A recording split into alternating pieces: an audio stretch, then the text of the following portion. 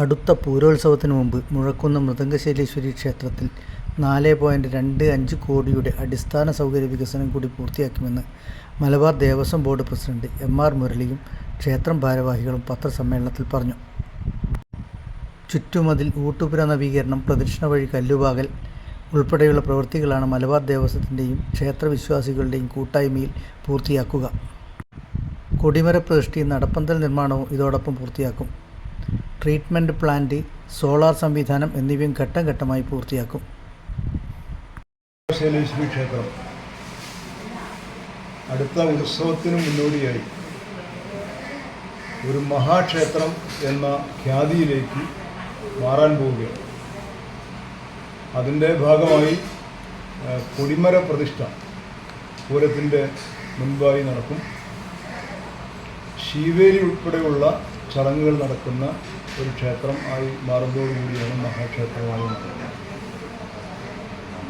ഭക്തജനങ്ങളെല്ലാം ആഗ്രഹിക്കുന്ന വിധത്തിൽ മുഴക്കുന്ന് മൃദംഗശൈലേശ്വരി ക്ഷേത്രം നാൾക്കുനാൾ വലിയ അഭിവൃദ്ധിയിലേക്ക് ഉയർന്നു പോയിക്കൊണ്ടിരിക്കുകയാണ്. എല്ലാ ആളുകളുടെയും വിവിധ പ്രദേശങ്ങളിൽ നിന്നുള്ളവരുടെ പിന്തുണയോടുകൂടി വലിയ മുന്നേറ്റമാണ് ഈ ചുരുങ്ങിയ കാലയളവിലൂടെ നേടിയെടുക്കാൻ കഴിഞ്ഞിട്ടുള്ളത്. 10 വർഷം മുൻപത്തെ അവസ്ഥ നോക്കിയാൽ ഭക്തരൊന്നും തീരെ ഇല്ലാത്ത, വല്ലപ്പോഴുമൊക്കെ ആരെങ്കിലും വന്നു പോകുന്ന ഒരു ക്ഷേത്രമായിരുന്നു ശ്രീ മൃദംഗശൈലേശ്വരി ക്ഷേത്രം. ഇന്ന് മലബാറിലെ മാത്രമല്ല, കേരളത്തിലെ മാത്രമല്ല, സൗത്ത് ഇന്ത്യയിലെ തന്നെ ഏറ്റവും മികച്ച ആരാധനാലയങ്ങളിൽ ഒന്നായി നമ്മുടെ ക്ഷേത്രം മാറി. ദേവസ്വത്തിൻ്റെ ഫണ്ടും ഭക്തജനങ്ങളുടെ സഹായങ്ങളും എല്ലാത്തിനുമുപരി സർക്കാരിൻ്റെ വലിയ നിലയിലുള്ള സഹായവും ക്ഷേത്രത്തിൻ്റെ ഇന്നത്തെ അഭിവൃദ്ധിക്കായി ലഭിച്ചു കഴിഞ്ഞു. തന്നെ ഇവിടെ നിർമ്മാണത്തിലിരിക്കുന്ന ദേവസ്വം ഓഫീസ് ഉൾപ്പെടെ പ്രവർത്തിക്കാൻ ഉദ്ദേശിച്ചുകൊണ്ടുള്ള ഒരു കെട്ടിടം കിഫ്ബിയുടെ ഫണ്ട് ഉപയോഗിച്ചുകൊണ്ടാണ്, 3.5 കോടി രൂപ ചെലവിൽ കിഫ്ബി ഫണ്ട് ഉപയോഗിച്ചുകൊണ്ടാണ് നിർമ്മാണം നടത്താൻ പോകുന്നത്. പഴശ്ശി മ്യൂസിയത്തിൻ്റെ നിർമ്മാണം പൂർത്തിയായി, കെട്ടിടത്തിൻ്റെ പണി പൂർത്തിയായി. മ്യൂസിയം സെറ്റ് ചെയ്യുക എന്നൊരു കാര്യം കൂടി ഉടനടി നടത്താൻ പോകും. ടൂറിസം വകുപ്പിൻ്റെ 3.5 കോടി രൂപ ചെലവിൽ ആണ് ഈ പഴശ്ശി മ്യൂസിയം സ്ഥാപിതമായിട്ടുള്ളത്. ഏതാണ്ടൊരു 3/4 കോടി രൂപ ചെലവിട്ടുകൊണ്ടാണ് നബാർഡിൻ്റെ ഫണ്ട് ഉപയോഗിച്ചുകൊണ്ട് ക്ഷേത്രക്കുളം നവീകരണം അടുത്ത കാലത്തായി പൂർത്തിയായി. വിവിധ പ്രവൃത്തികൾ ഇന്നിപ്പോൾ ഇവിടെ ആരംഭം കുറിക്കുന്ന നടപ്പന്തലിൻ്റെ നിർമ്മാണം, അത് ദേവസ്വം ഫണ്ട് ഉപയോഗിച്ചുകൊണ്ടാണ് ഉദ്ദേശിക്കുന്നത്.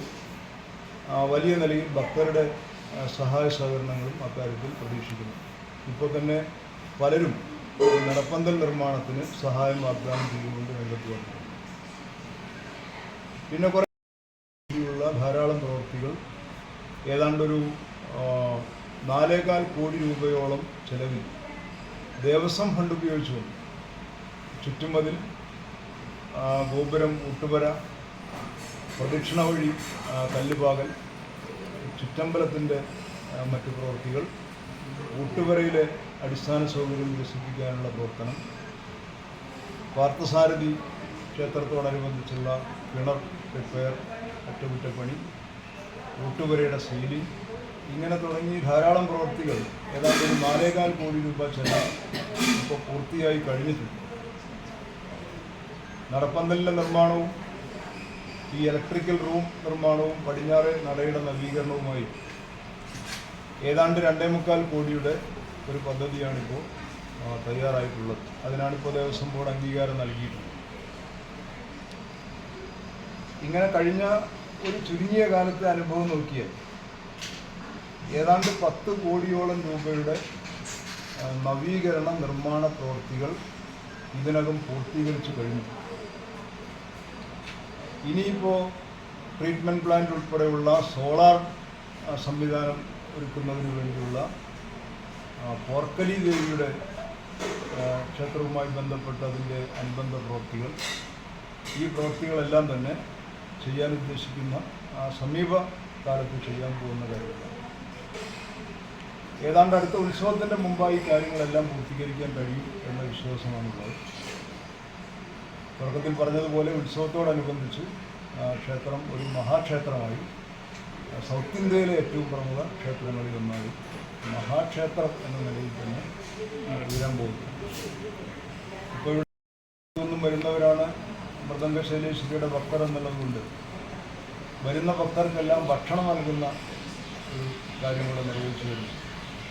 പ്രത്യേകിച്ചും കഴിഞ്ഞ കൊട്ടിയൂർ ഉത്സവത്തിൻ്റെ സമയത്തൊക്കെ ആ സീസണിൽ ഏതാണ്ട് ഒരു 64,000-ലധികം പേർ, ഏതാണ്ടൊരു കണക്കാണ്, ആ സീസണിൽ കൊട്ടിയൂർ ഭക്തർ ഇതുവഴി വന്ന് ഭക്ഷണം കഴിക്കുന്നത്.